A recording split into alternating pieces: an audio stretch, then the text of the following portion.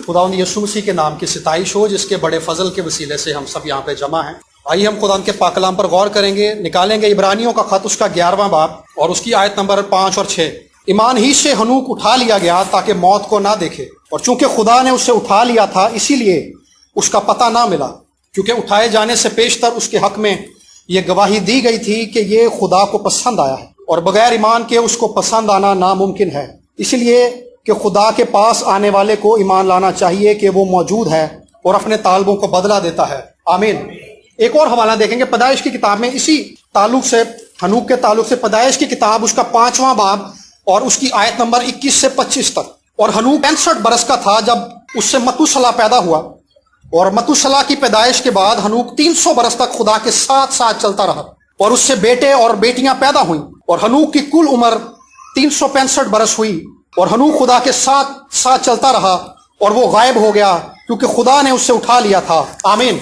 हनूक के ताल्लुक से हमने पढ़ा कि हनूक जो था 65 साल की उम्र के अंदर इसने खुदा के साथ चलने का आगाज किया है, खुदा पर ईमान लाया है, और 65 साल की उम्र से लेकर 300 साल की उम्र तक, 300 साल तक ये खुदा के साथ चलता रहा है। 65 साल की उम्र में इसने खुदा को जाना है, लेकिन उसके बाद मुसलसल 300 साल तक ये खुदा के साथ गहरी रफाकत के अंदर रहा है शख्स। जब इसने खुदा की पहचान पा ली, जब इसने खुदा की जात पर ईमान रख लिया, खुदा को अपना खुदा मान लिया, और खुदा को अपना खुदा मान लेने के बाद अगला कदम जो था, ये खुदा के साथ एक गहरी रफाकत के अंदर चला गया।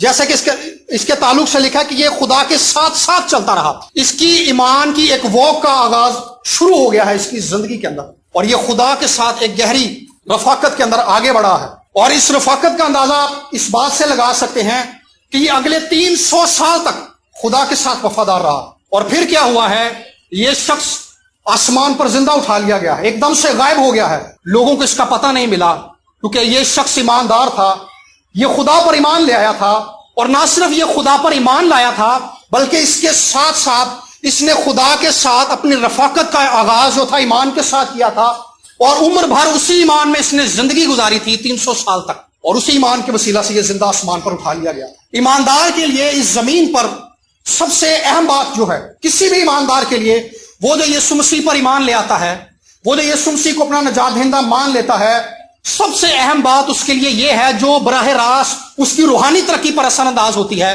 वो खुदा के साथ उसकी रफाकत है। हम बहनों भाइयों के साथ रफाकत रखते हैं, खुदा के खादमीन के साथ रफाकत रखते हैं, लेकिन ये रफाकत का दूसरा हिस्सा है।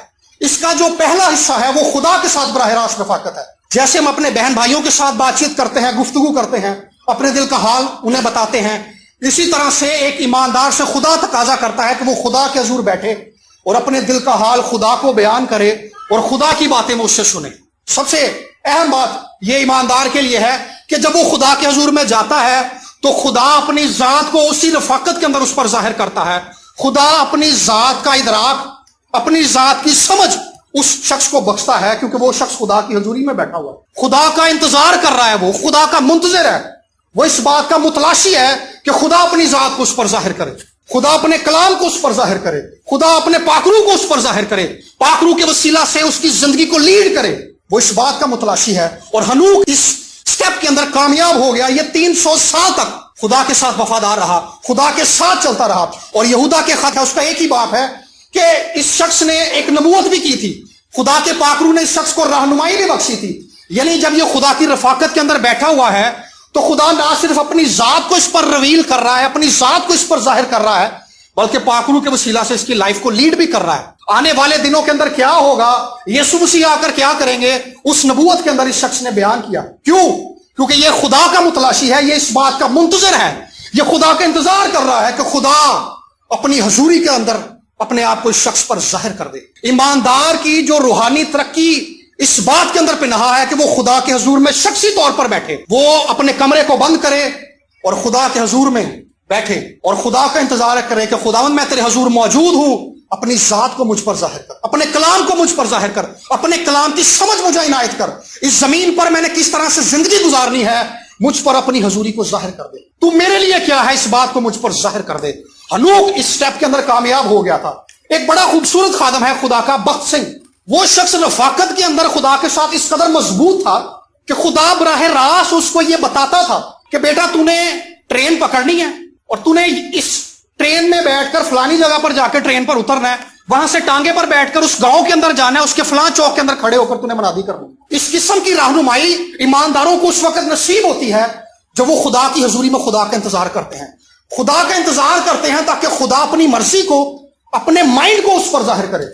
असल में कोई भी ईमानदार खुदा के जहन के साथ मुंसलिक उस वक्त होता है जब वो खुदा की हजूरी में बैठकर खुदा का इंतजार करता है। जब वो खुदा की हजूरी में बैठता है तो असल में खुदा उसकी जात पर गालिब आता है, खुदा उसकी कमजोरियों पर गालिब आता है, खुदा उसके नजरियात पर गालिब आता है, खुदा उसके अंदर से जो सोचें होती हैं जो उसको बढ़ने नहीं देती, रूह में बढ़ने नहीं देती, कलाम की समझ में बढ़ने नहीं देती, मोहब्बत में बढ़ने नहीं देती, आपसी मेल मिलाप में बढ़ने नहीं देती, खुदा अपनी हजूरी के वसीला से बराह रास्त उनको दूर करता चला जाता है। क्योंकि असल में उसने खुदा की हजूर में अपने आप को इजी किया होता है कि खुदावन मैं वक्त से आजाद होके, अपने कामों से आजाद होके इस वक्त तेरे हजूर में बैठा हुआ हूं, तू अपनी हजूरी के वसीला से मेरी मेरी मेरी सरिश्त को बदल दे, मेरी सरिश्त पर गालिब आ, मेरी नेचर को बदल दे और अपने माइंड को, अपनी सोच को, अपनी कुदरत को, अपनी अजमत को, अपनी हशमत को मुझ पर जाहिर कर। और खुदा ऐसा करता है। और जो शख्स रफाकत के अंदर होता है, क्योंकि वो खुदा की जात को बड़ी कुर्बत के साथ जानता है, और जिस तौर से कोई भी ईमानदार खुदा की जात को जानता चला जाता है,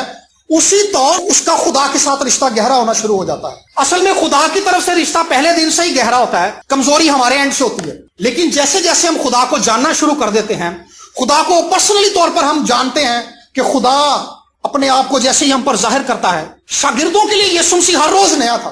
तो यीशु मसीह ने शागिर्दों से कहा था कि लोग मुझे क्या कहते हैं। उसने कहा खुदावंद कोई कहता है कि यूहन्ना बपतिस्मा देने वाला जी उठा है, कोई यर्मिया कहता है, कोई पुराने नबियों में से कोई और कहता है। उसने कहा तुम मुझे क्या कहते हो। खुदावंद यीशु मसीह के हर एक काम का मकसद जो उन्होंने जमीन पर किया, शिफा देने का मकसद, कलाम सुनाने का मकसद, मनादी करने का मकसद यह था कि उन सारे कामों के वसीला से खुदावंद यीशु मसीह अपने आप को जाहिर कर रहे हैं। और यीशु मसीह ने कहा कि मेरे काम मेरे गवाह हैं। सो जो कुछ आज तक खुदा हमारी जिंदगियों में कर चुका है, उन सब के वसीला से खुदा ये चाहता है कि हम खुदा को जाती तौर पर जान जाएं कि खुदा मेरे लिए क्या। और जिस तौर से, जिस तरह रोज बरोज हम खुदा को जानते चले जाते हैं, उसी तरह से हमारा रिश्ता खुदा के साथ मजबूत होता चला जाता है। खुदा की जात हमारे लिए उस तौर से एक रियल जात हो जाती है, जैसे आप मुझे देख सकते हो और मैं आपको देख सकता हूं, आप मेरे लिए रियल हैं और मैं आपके लिए रियल हूं, आपको मेरी आवाज सुनाई दे रही है। इसी तरह से जो बंदा खुदा की हजूरी के अंदर बैठता है, उसको खुदा की आवाज भी सुनाई देती है, उससे खुदा कलाम भी करता है, उसके ऊपर खुदा अपनी मर्जी भी जाहिर करता है।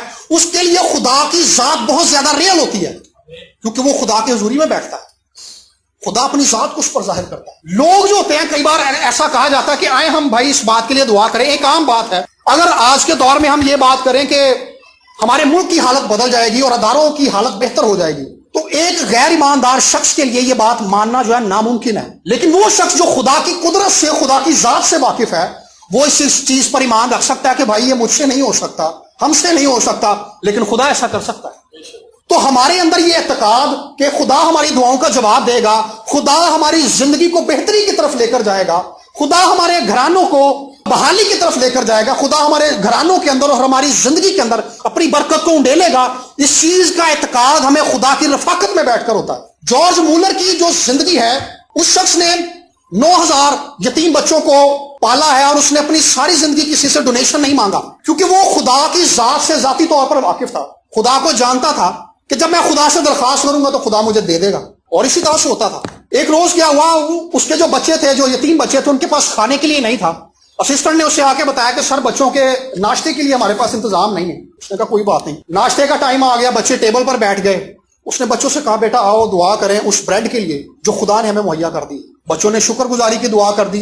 दरवाजे पर दस्तक हुई। उसने कहा सर आपसे कोई शख्स मिलने आया है। वो बाहर गया मिलने। वो एक लेडी थी।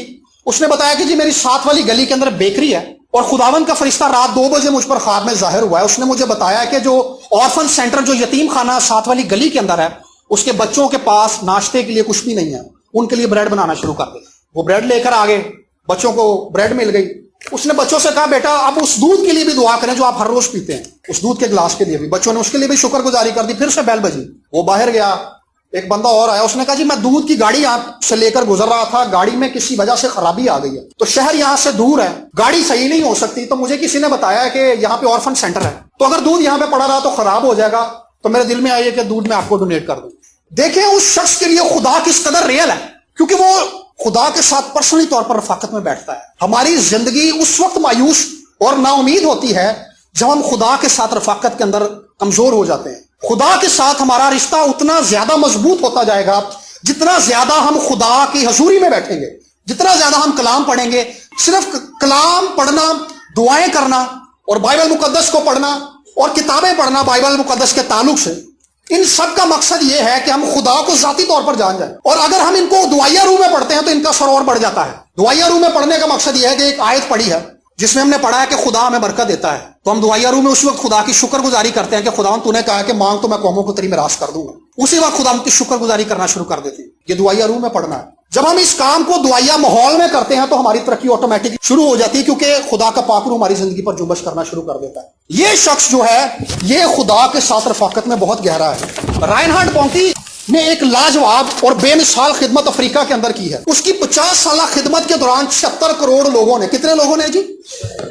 76 करोड़ लोगों ने अफ्रीका के अंदर तौबा किया। पहले जो उसने खिदमत की थी उसका रिकॉर्ड मौजूद नहीं है, पहले भी लोगों ने तौबा की थी। लेकिन जब उस बंदे ने अपनी खिदमत का आगाज किया था तो 5 बंदों के दरमियान में वो शख्स क्या करता था, चौक के अंदर खड़ा होकर गिटार बजाता था, लोग जमा हो जाते थे और फिर वो उनको कलाम सुनाता था। ये आगाज था उस बंदे का। और जिस ऑर्गेनाइजेशन के साथ वो काम करता था, खुदा ने उस शख्स से कलाम किया कि बेटा जिस तौर से तुम लोग काम कर रहे हो इस तौर से अफ्रीका नहीं बच सकता।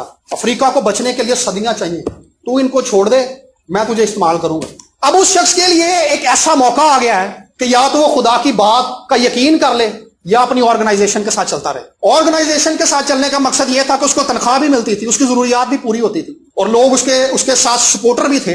लेकिन जब वो खुद से खिदमत का आगाज करेगा तो उसके पास कुछ भी नहीं है, ना लोग हैं उसके साथ, कुछ भी नहीं है, अकेला वो बंदा है और उसकी बीवी है। उसने खिदमत का आगाज करना है। लेकिन क्योंकि वो खुदा को जाती तौर पर जानता था, खुदा के साथ एक गहरी रफाकत के अंदर था, तो उसने ये कदम उठा लिया और खुदा ने उस शख्स की खिदमत को बढ़ाना शुरू कर दिया। और 5 बंदों से उस शख्स ने इस रुए जमीन का सबसे बड़ा क्रूसेड भी किया। वो कहता है कि 7 मिलियन लोगों का क्रूसेड भी मैंने अफ्रीका के अंदर किया, 70 लाख लोगों का।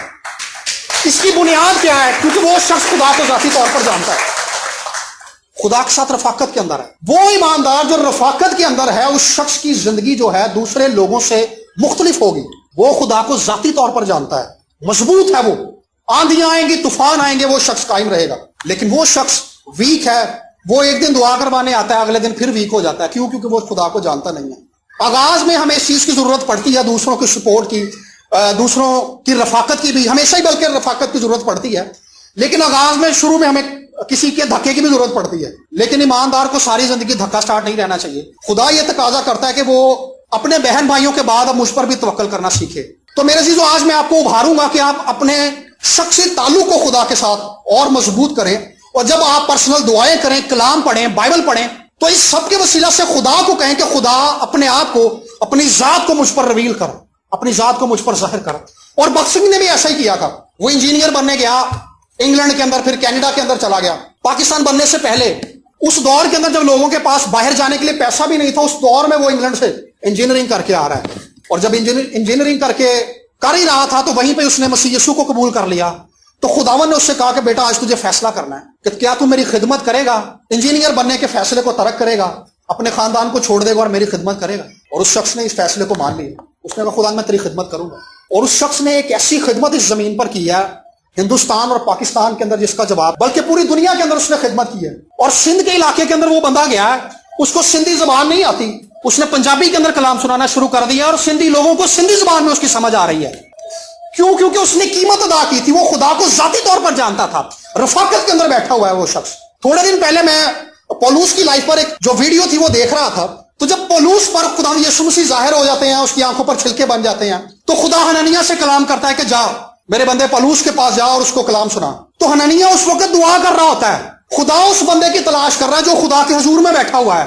खुदा उस शख्स को उठाता है कि उठ जा कौमों को बशारत दे।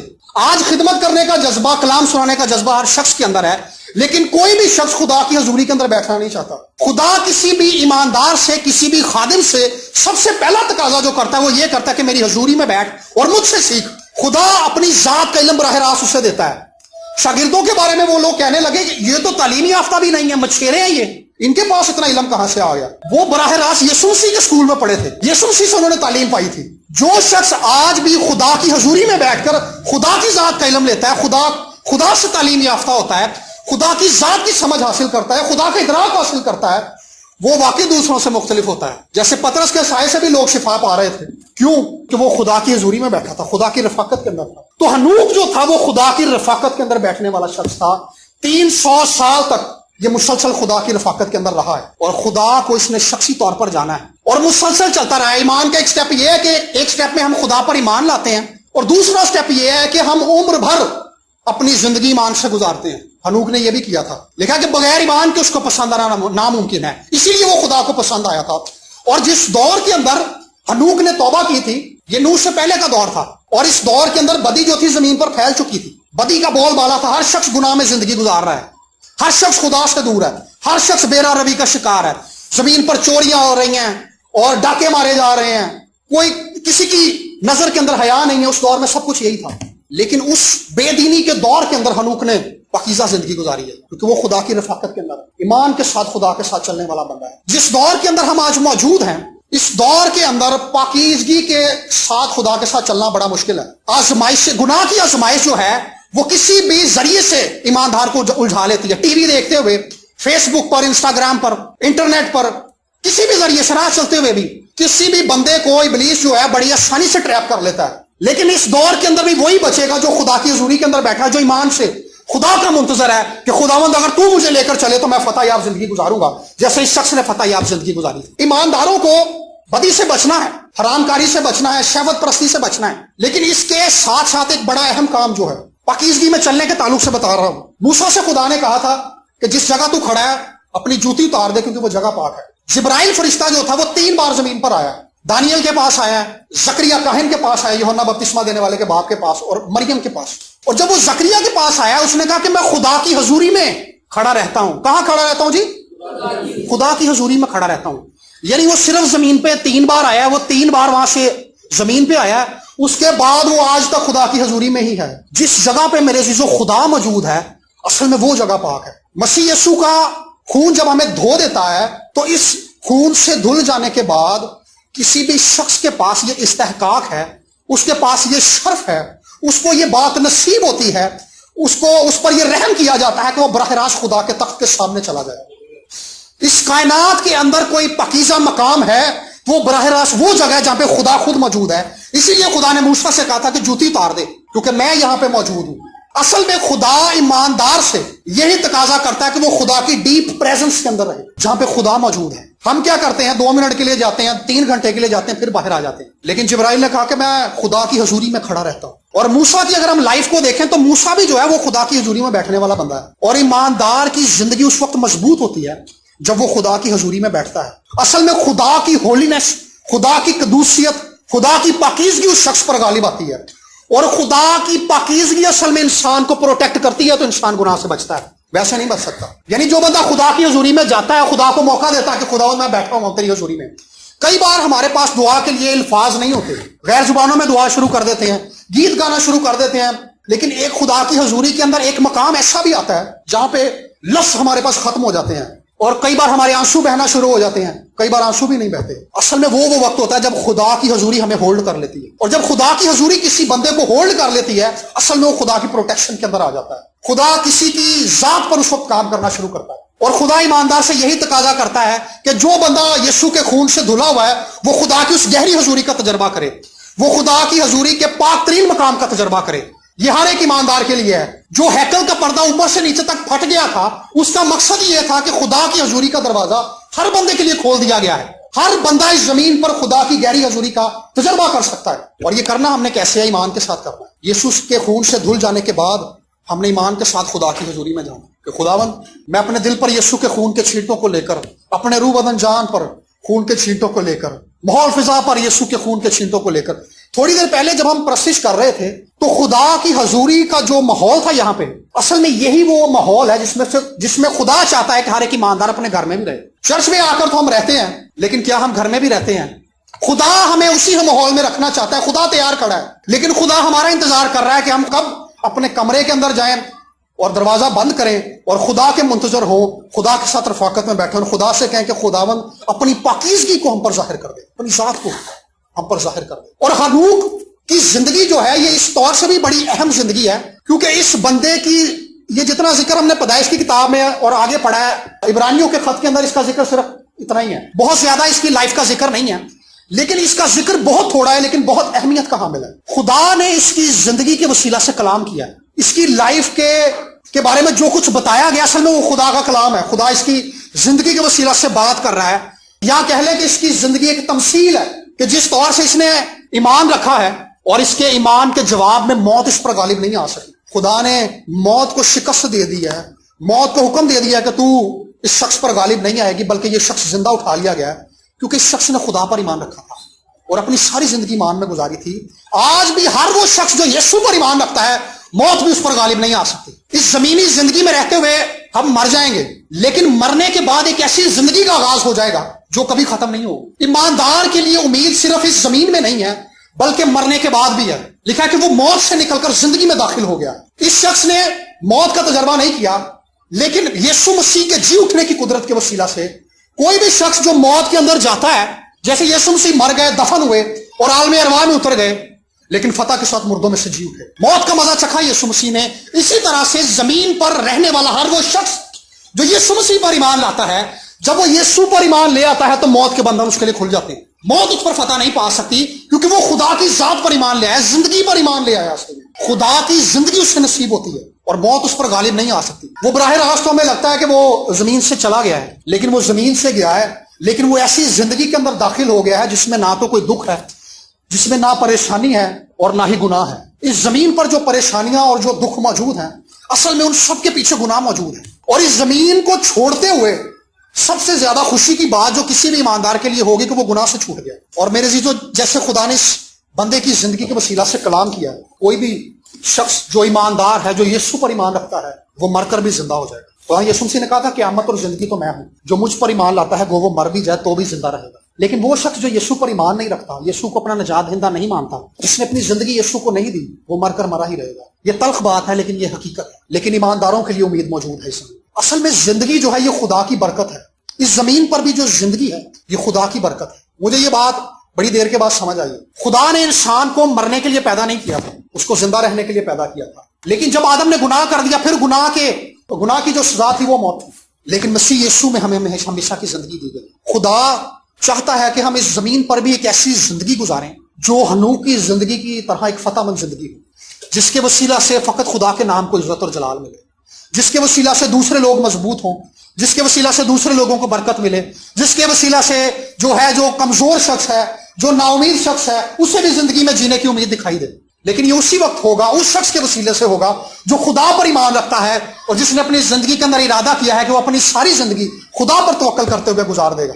آج میں عزیزو آپ کو اس بات کے لیے ابھاروں گا کہ جیسے اس شخص نے ایک ایسی زندگی گزاری جس کا ٹوٹلی جو انحصار تھا وہ خدا پر تھا، اور آگے 6 آیت کے اندر ہم نے پڑھا کہ یہ خدا کو پسند آیا، کیونکہ بغیر ایمان کے خدا کو پسند آنا ناممکن ہے۔ ایماندار کے تعلق سے، ایماندار کی زندگی کے بارے میں خدا کو جو بات پسند آتی ہے وہ یہ ہے کہ یہ ایمان سے زندہ ہے۔ میرا راست باز بندہ ایمان سے جیتا رہے۔ ایماندار ہوتے ہوئے خدا ہم سے یہ تقاضا کرتا ہے کہ ہم اپنی زندگی کے سارے مسائل کو، سارے حالات کو، ساری پرابلمز کو ایمان سے عبور کرنا سیکھیں۔ اصل میں ایمان جو ہے خدا کے آگے اڑ جانا نہیں ہے، بلکہ خدا کی مرضی کے آگے جھک جانا اور خدا کے فیصلوں کو اپنی زندگی میں قبول کرنا ہے۔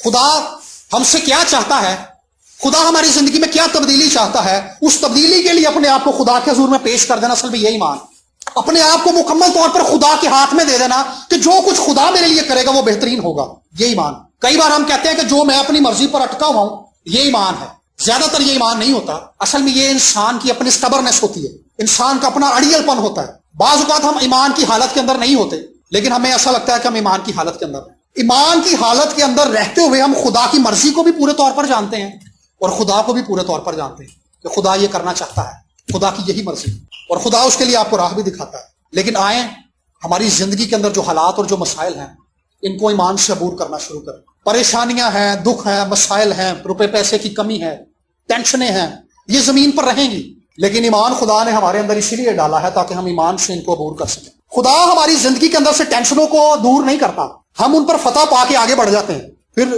ایک نئی شکل میں ٹینشن ہماری زندگی کے اندر، مسائل ہماری زندگی کے اندر آتے ہیں۔ اصل میں خدا جو ہے کسی بھی ایماندار کے ایمان کے وسیلہ سے بعد میں آنے والے یہاں اس دور کے ایمانداروں کو تقویت دیتا ہے کہ دیکھ اس شخص نے مجھ پر ایمان رکھا تھا اور میں نے اس کے لیے کام کیا. ہنوک کا ذکر ہم اسی لیے پڑھ رہے ہیں, ہنوک کی زندگی کا تذکرہ ہم اسی لیے کر رہے ہیں کیونکہ اس نے خدا پر ایمان رکھا تھا اور ایک ایسے دور کے اندر رکھا تھا جب ہر طرف بدی پھیلی ہوئی ہے. اس دور کے اندر اس نے خدا پر ایمان رکھا تھا.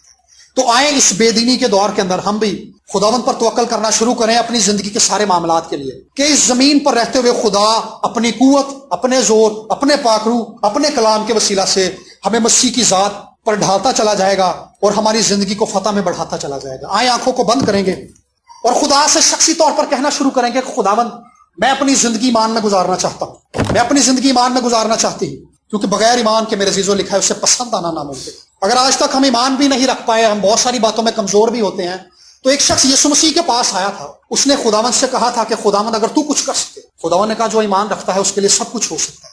اگر آپ بھی ایمان رکھے تو آپ کے لیے سب کچھ ہو سکتا ہے. تو پھر اس شخص نے کہا تھا کہ خداوند میری بے اعتقادی کا علاج کر دے. اگر ہماری زندگی کے اندر ہمیں لگتا ہے کہ ہم کم اعتقاد ہیں یا بے اعتقاد ہیں یا ایمان میں کمزور ہیں, تو آئیں یسوع سے کہنا شروع کریں. خداوند کی حضوری یہاں پہ موجود ہے اور خداوند ہماری زندگیوں کے اندر اپنے ایمان کو اپنی حضوری اور اپنے کلام کے وسیلہ سے اڈیل رہا ہے. خداوند کا جلال یہاں پہ موجود ہے. ہاللیلویا, ہاللیلویا, ہاللیلویا, پریز دی لارڈ.